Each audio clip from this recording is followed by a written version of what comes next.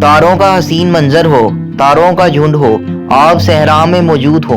ज़रा एक दफ़ा ख्याल करें कि आप इस पुरलुत्फ़ रात का नज़ारा कर रहे हों। यकीनन आप तजस्सुस की निगाह से सहरा के इस मंजर को देख रहे होंगे। अब आपके इस तजस्सुस ने मुझे भी तजस्सुस में डाल दिया है।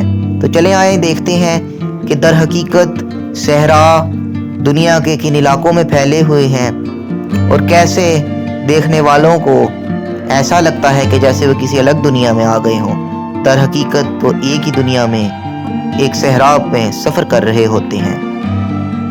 दुनिया के रकबे का 33% हिस्सा सहराओं पर मुश्तमिल है, जिनमें दुनिया के कई बड़े छोटे सहरा शामिल हैं, जिनमें सबसे बड़ा सहरा सहारा डेजर्ट है, जो कि अफ्रीका के एक बड़े इलाके पर मुश्तमिल है। उसके बाद गोबी डेजर्ट भी एक बड़ा डेजर्ट है। ये आप डेजर्ट्स देख सकते हैं कि कौन कौन से डेजर्ट्स हैं, और ये सहारा डेजर्ट का नक्शा भी आपके सामने है। ये गोबी डेजर्ट का नक्शा है, लेकिन इसको थोड़ा सा करीब से देखते हैं। गोबी डेजर्ट मंगोलिया और चीन दोनों में शामिल है। ये गोबी डेजर्ट के कुछ मनाजर हैं। यकीनन ये मनाजर आपको तजस्सुस में डाल रहे होंगे कि आखिर इन ऊंचे नीचे रेत के टिलों में मुसाफिर अपना रास्ता कैसे तलाश करते होंगे। दौरे कदीम से मुसाफिर ऊँटों के ऊपर सहराओं में सफ़र किया करते थे, और इस रवायत को आज भी बाज़ सहरा में रहने वाले लोगों ने बरकरार रखा है, और पाकिस्तान ने भी बिलखसूस इस रवायत को बरकरार रखा है।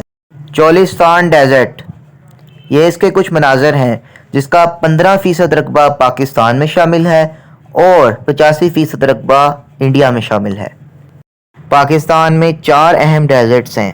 एक थल डेजर्ट, दूसरा थल डेजर्ट, तीसरा चोलिस्तान डेजर्ट और चौथा खरान डेजर्ट।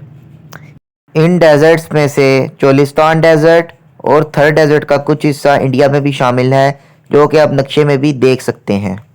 डेजर्ट्स उन ज़मीनों को कहा जाता है जहाँ वेजिटेशन मुमकिन ना हो और रेतली ज़मीनें हों, और वहाँ रेनफॉल यानी कि बारिश 250 मिलीमीटर से कम हो।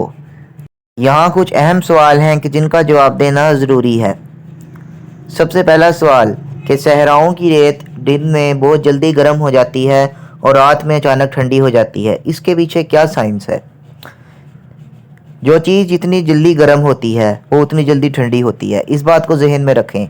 सहरा की रेत दिन को जल्दी गर्म हो जाती है और रात को जल्दी ठंडी हो जाती है, यानी कि दिन को वो हीट को ज़्यादा एब्जॉर्ब करती है और रात को उतनी ही ज़्यादा उसको बाहर फेंक देती है। यहाँ एक दूसरा सवाल भी आपने यकीनन सुना होगा कि सहराओं में जब ऊंचे नीचे रेत के टिले होते हैं तो सफ़र कैसे किया जाता है। यही सवाल हमने आपसे वीडियो के शुरू में किया था।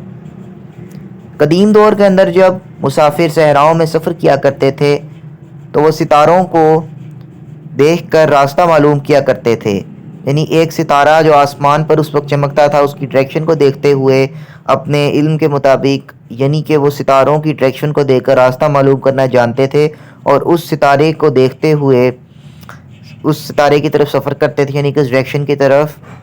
तो इस तरह वो अपनी मंजिल तक पहुंच जाया करते थे। सहराओं के अंदर क्योंकि पानी की बहुत सी किल्लत होती है, इसलिए पौधे बहुत कम उगते हैं, लेकिन कैक्टस जैसे पौधे उगते हैं जो कि ज़मीन की जड़ों में जाकर पानी को एब्जॉर्ब कर लेते हैं। कैक्टस जैसे ये पौधे पानी को स्टोर कर लेते हैं और ज़रूरत के वक्त में इस्तेमाल कर लेते हैं,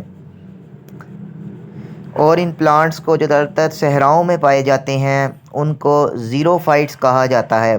पौधों की बहुत सी इकसाम होती हैं, हाइड्रोफाइट्स होते हैं, मोनोफाइट्स होते हैं, इन्हीं के अंदर एक इकसाम ज़ीरोफाइट्स भी है। सहराओं के बारे में इस वीडियो के अंदर हमने तफसील से